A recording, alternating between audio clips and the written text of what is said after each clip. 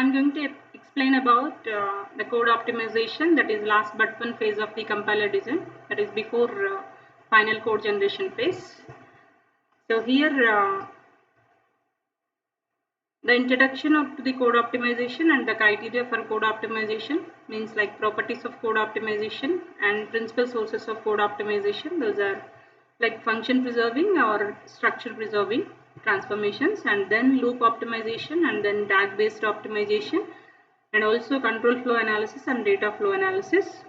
Now before going to discuss about the code optimization, so the input to the code optimization phase is intermediate code. So that is represented in the form of three address code here. So that is in the form of flow graph.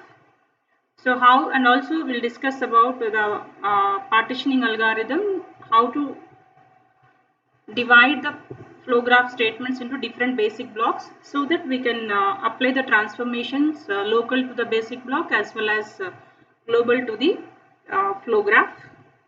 So this is a basic block. So like you can see here,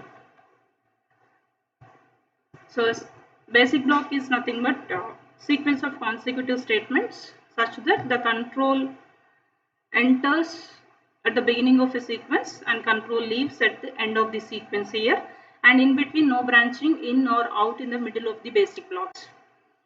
Okay, so it is useful, the flow graph is useful for understanding the code generation algorithms. So this is a partitioning algorithm. So input is a sequence of three address code statements, and the outcome will be the sequence of basic blocks which consists of three address code statements. So here how to divide the flow graph into a basic block means, so here the first statement, so we have to identify the leaders. So how to identify a leader means, the first statement is a leader, and second point is any statement that is the target of conditional or unconditional goto is a leader, and third point is any statement that immediately follows a goto or conditional goto will be a leader. For each leader, its basic block consists of the leader and all the statements up to but not included in the next leader. Okay, so right, this is an example. You can see this is a left side which is showing is a program fragment, a code fragment, and the corresponding three address code statements you can see here. So the statements are 1 to 12 statements here. So according to the instructions which we have seen earlier, the first statement will be, we have to identify the leader. So here the first statement will be a leader, and also target of conditional goto or unconditional goto will be a leader. So here you can see in the 12th statement, you can see here the goto 3. So this is the target. So third instruction will be a leader. So first one and third one will be a leader. So you can see here. So 1 and 2 will be in one block. So no two leaders will be within a one basic block. So that's why from 3 to last will be the another block. So this is a basic block. So in this way you can see the flow graph here. So first block is basic block 1 and second block is basic block 2 here, and you can see the control how it is flowing from one block to another block based on the instructions. You can see example here. So this is a flow graph. So then coming to code optimization. So the code optimizer will be in between the front end and the code generator. So it works with intermediate code and can do control flow analysis as well as data flow analysis, and it does the transformations to improve the intermediate code. So here the code produced by the straightforward compiling algorithms can often be made to run faster or take less space or both. So this improvement is achieved by program transformations that are traditionally called optimizations. So compilers that apply code improving transformations are called optimizing compilers. So optimizations can be categorized into two ways. One is mission independent optimizations and another one is mission dependent optimizations. You can see here mission independent optimizations are program transformations that improve the target code without taking into the considerations of any properties of the target mission. So mission dependent optimizations, these are based on register allocation and utilization of special mission instruction sequences like that. So that is that depends on the mission. So those are mission dependent optimizations.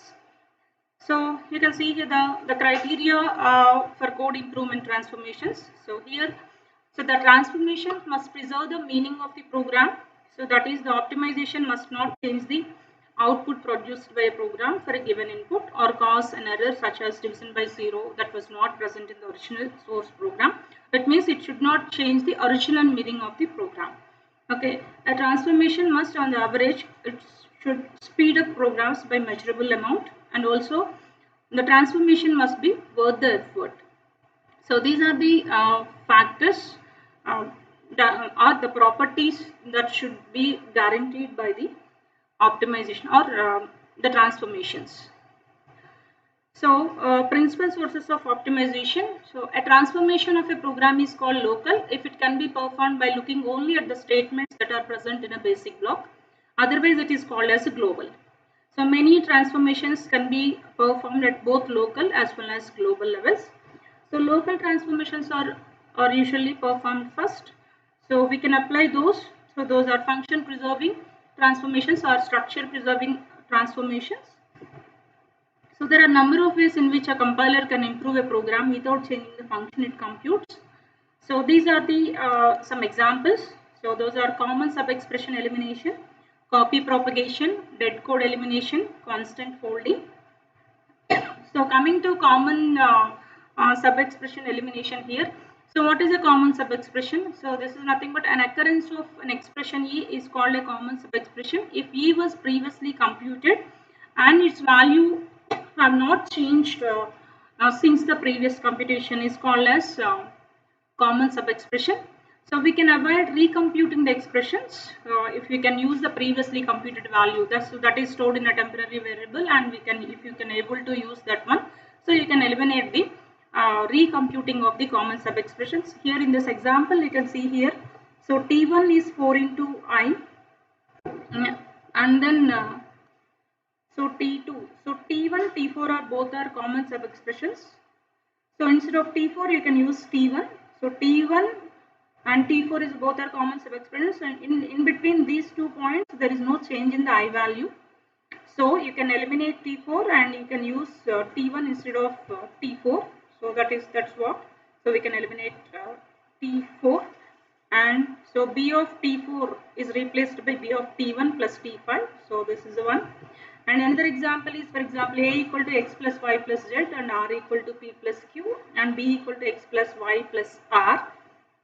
So here X plus Y will be a common sub-expression. So here so there is no change in the values of X and Y here.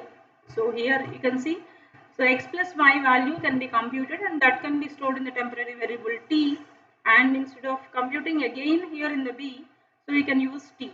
So that's what, A equal to T plus Z and T equal to X plus Y, that is stored in the T. So A equal to T plus Z, R equal to same P plus Q, and B equal to T plus R. So another example is something like that, B into C plus G, A equal to B into C plus G, D equal to B into C into E. So here this B into C can be a common sub-expression here. So that is computed and stored in the T1 temporary variable, and A equal to T1 plus G and D equal to T1 into E. So this can be replaced like this. So this is about common sub-expression elimination. Thank you.